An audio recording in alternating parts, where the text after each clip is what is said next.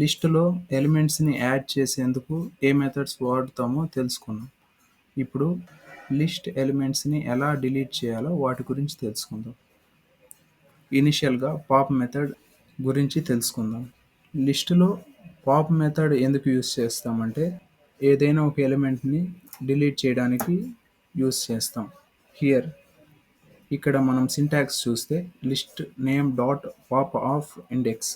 List name అంటే మనం ఏ list అయితే సెలెక్ట్ చేసామో ఆ list name dot pop of index.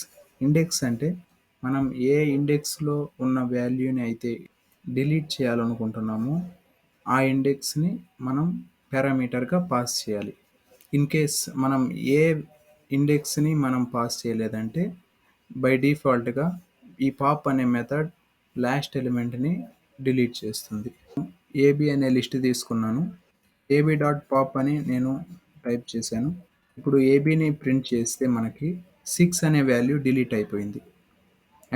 Pop అయిపోయింది.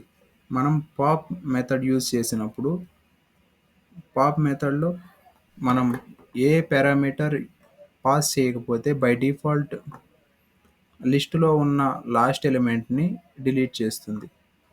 సపోజ్ ఇక్కడ నేను 3 అనే ఇండెక్సింగ్ నెంబర్ ఇచ్చాను. ఇప్పుడు రన్ చేసి చూస్తే మనకి థర్డ్ ఇండెక్స్లో ఏ వాల్యూ అయితే ఉన్నదో ఆ వాల్యూ మనకి పాప్ అయిపోయింది. ఇక్కడ ఇనిషియల్గా 0, 1, 2, 3 థర్డ్ ఇండెక్సింగ్ పొజిషన్లో 4 అనే వాల్యూ ఇనిషియల్గా ప్లేస్ అయి ఉన్నది. నా ఇక్కడ పాప్ మెథడ్ యూస్ చేసి డిలీట్ చేసినప్పుడు 4 అనే వాల్యూ డిలీట్ అయిపోయి రిమైనింగ్ లిస్టులో ఏ అయితే వాల్యూ ఉన్నాయో అవి ప్రింట్ అయ్యాయి. పాప్ ఆఫ్ -2 అని నేను టైప్ చేసినప్పుడు ప్రింట్ చేస్తే ఇక్కడ 5 అనే వాల్యూ మనకి డిలీట్ అయింది. అంటే ఇక్కడ నెగిటివ్ ఇండెక్సింగ్ కన్సిడర్ చేసింది. నెగిటివ్ ఇండెక్సింగ్ అంటే లాస్ట్ ఎలిమెంట్ నుంచి మనకి ఇండెక్సింగ్ స్టార్ట్ అవుతుంది. -1 అప్పుడు 6 అనే వాల్యూ సెలెక్ట్ అవుతుంది. -2 అన్నప్పుడు 5 అన్న వాల్యూ సెలెక్ట్ అవుతుంది. ఇప్పుడు పాప్ మెథడ్ యూస్ చేసి -2 అనే ఇండెక్సింగ్ వాల్యూ పాస్ చేసినప్పుడు 5 అనే వాల్యూ మనకి డిలీట్ అయిపోయింది. Next method is remove method. Remove method అన్నది సేమ్ పాప్ మెథడ్ లానే లిస్ట్స్లో ఉన్న వాల్యూస్ని డిలీట్ చేస్తుంది. బట్ ద డిఫరెన్స్ ఏంటంటే పాప్ మెథడ్లో మనం ఇండెక్స్ని పారామీటర్గా పంపించాం. రిమూవ్ మెథడ్లో మనం వాల్యూని మనం పారామీటర్గా పాస్ చేస్తున్నాం. అంటే రిమూవ్ మెథడ్లో మనం ఏ వాల్యూ అయితే డిలీట్ చేయాలనుకుంటున్నామో ఆ వాల్యూని పారామీటర్గా పంపిస్తాం. అదే పాప్ మెథడ్లో అయితే ఏ వాల్యూని డిలీట్ చేయాలో ఆ వాల్యూ యొక్క ఇండెక్స్ వాల్యూని మనం పారామీటర్గా పాస్ చేస్తాం. మనం రిమూవ్ మెథడ్ యూజ్ చేసేటప్పుడు పారామీటర్గా వాల్యూని పారామీటర్గా మ్యాండేటరీగా పాస్ చేయాలి, లేదంటే టైప్ ఎర్రర్ మనకి డిస్ప్లే అవుతుంది. ఇక్కడ నేను ఏబి అనే లిస్ట్ కన్సిడర్ చేసుకున్నాను. ఏబి ఆఫ్ రిమూవ్ ఆఫ్ 3 అన్నప్పుడు మనకి 3 అన్న వాల్యూ ఫస్ట్ ఎక్కడ వస్తుందో ఆ వాల్యూని డిలీట్ చేసి మనకి రిమైనింగ్ వాల్యూస్ అన్నింటినీ ప్రింట్ చేస్తుంది. ఇక్కడ ఏబిని ప్రింట్ చేస్తే ఫస్ట్ అకరెన్స్గా 3 అనే వాల్యూ మనకి 2 తర్వాత వచ్చింది.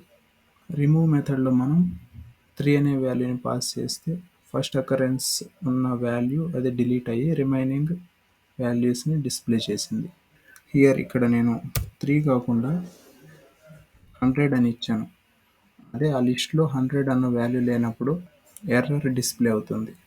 ఇప్పుడు ఇండెక్సింగ్ మెథడ్ గురించి తెలుసుకుందాం. ఇండెక్సింగ్ మెథడ్ మెయిన్ పర్పస్ ఏంటంటే లిస్ట్లో ఏదైనా ఒక ఎలిమెంట్ యొక్క ఇండెక్స్ నెంబర్ కావాలన్నప్పుడు ఇండెక్స్ మెథడ్తో దాన్ని ఫైండ్ అవుట్ చేయొచ్చు. ఇన్ కేస్ మనం పారామీటర్గా పాస్ చేసిన వాల్యూ ఆ లిస్ట్లో లేదంటే మనకి వాల్యూ ఎర్రర్ వస్తుంది.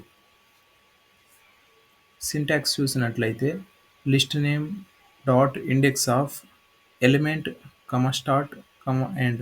ఎలిమెంట్ అంటే మనం ఏ ఎలిమెంట్ ఇండెక్స్ వాల్యూ తెలుసుకోవాలనుకుంటున్నామో దాన్ని ఎలిమెంట్ అనే పారామీటర్గా మనం పాస్ చేస్తాం. స్టార్ట్ అండ్ ఎండ్ పారామీటర్స్ ఎందుకు యూజ్ చేస్తామంటే కొన్ని సిచ్యువేషన్స్లో మనం స్పెసిఫైడ్ రేంజ్లో ఆ ఎలిమెంట్ ఉందా లేదా తెలుసుకునే దానికోసం కూడా మనం ఈ ఇండెక్స్ మెథడ్ యూజ్ చేస్తాం. సపోజ్ లిస్టులో ఒక 50 ఎలిమెంట్స్ ఉన్నాయంటే మనకి 10 to 20 మధ్యలో ఎలిమెంట్ కావాలన్నప్పుడు స్టార్ట్ వాల్యూ 10గా అండ్ ఎండ్ వాల్యూ 20గా ఇస్తాం. ఇక్కడ ఉన్న లిస్టులో మనకి టోటల్ అప్ టు 20 వరకు టోటల్ 21 వాల్యూస్ స్టోర్ అయ్యి ఉన్నాయి. ఇప్పుడు నేను 9 నెంబర్ ఇండెక్స్ వాల్యూ గురించి తెలుసుకోవాలనుకుంటున్నా. So print of AB dot index of 9 అని పాస్ చేసి ప్రింట్ చేస్తే మనకి 8th ఇండెక్సింగ్ పొజిషన్ అని వచ్చింది. అలా కాకుండా ఈ 9 అనే నెంబరు స్పెసిఫిక్ రేంజ్లో కావాలన్నప్పుడు సపోజ్ ఇక్కడ 10, 20 అని ఇచ్చాను. ఇప్పుడు రన్ చేస్తే మనకి 14 అనే వాల్యూ వచ్చింది. ఎందుకు వచ్చిందంటే నేను 9 అనే నెంబర్ ఇక్కడ కూడా ఓసారి స్టోర్ చేస్తున్నా కాబట్టి. మనం స్పెసిఫైడ్ రేంజ్ ఇవ్వనప్పుడు మాత్రం ఫస్ట్ అకరెన్స్ ఎక్కడ ఉంటుందో ఆ ఇండెక్సింగ్ వాల్యూని మనకి రిటర్న్ చేస్తుంది. Next method is count method. Count method యొక్క మెయిన్ యూజ్ ఏంటంటే లిస్ట్లో ఏదైనా ఒక ఎలిమెంట్ తీసుకొని ఆ ఎలిమెంట్ ఆ లిస్ట్లో ఎన్ని టైమ్స్ రిపీట్ అయిందో దాన్ని ప్రింట్ చేస్తుంది. ఏబి అనే లిస్ట్లో నేను కొన్ని వాల్యూస్ తీసుకున్నా. మనం ముందుగానే చూద్దాం. 1, 2, 3, 4 అనే వాల్యూస్ యూనిక్గా ఓన్లీ 1 టైమే మనకు రిపీట్ అయ్యాయి. బట్ 5 అన్నది మాత్రం 5 టైమ్స్ రిపీట్ అయింది. ఇప్పుడు మనం కౌంట్ మెథడ్లో 5 అనే వాల్యూని పాస్ చేద్దాం. అది ఎన్ని టైమ్స్ రిపీట్ అయిందో మనకి డిస్ప్లే చేస్తుంది. Print of AB dot count of 5 ఇప్పుడు ప్రింట్ చేస్తే మనకి 5 అని డిస్ప్లే అయింది. అంటే 5 అనే వాల్యూ మనకి లిస్టులో 5 టైమ్స్ రిపీట్ అయింది కాబట్టి ఆ కౌంట్ వాల్యూని మనకి డిస్ప్లే చేసింది. Here next method is sort.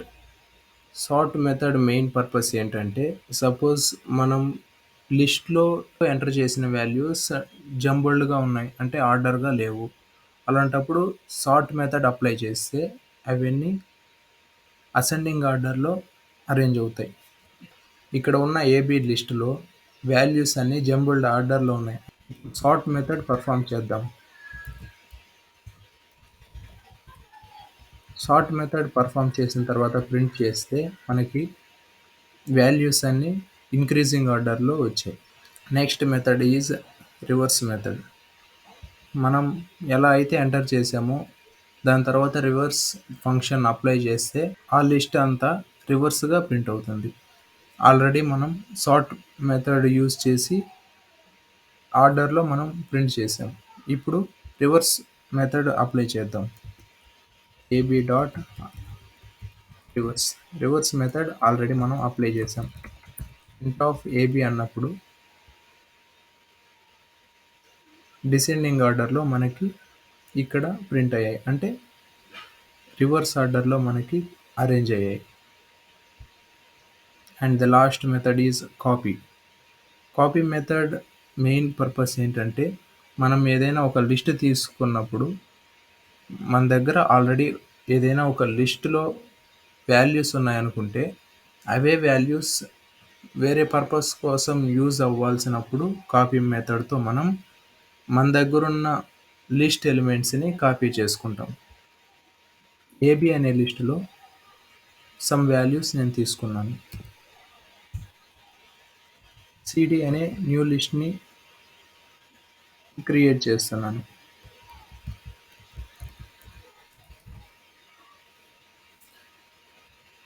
CD అనే లిస్టులో నేను ఏబి డాట్ కాపీ అని అసైన్ చేశాను. దీని మీనింగ్ ఏంటంటే ఏబిలో ఉన్న అన్ని వాల్యూస్ కాపీ అయ్యి సిడి అనే వేరియబుల్కి లిస్ట్గా వచ్చి యాడ్ అవుతాయి.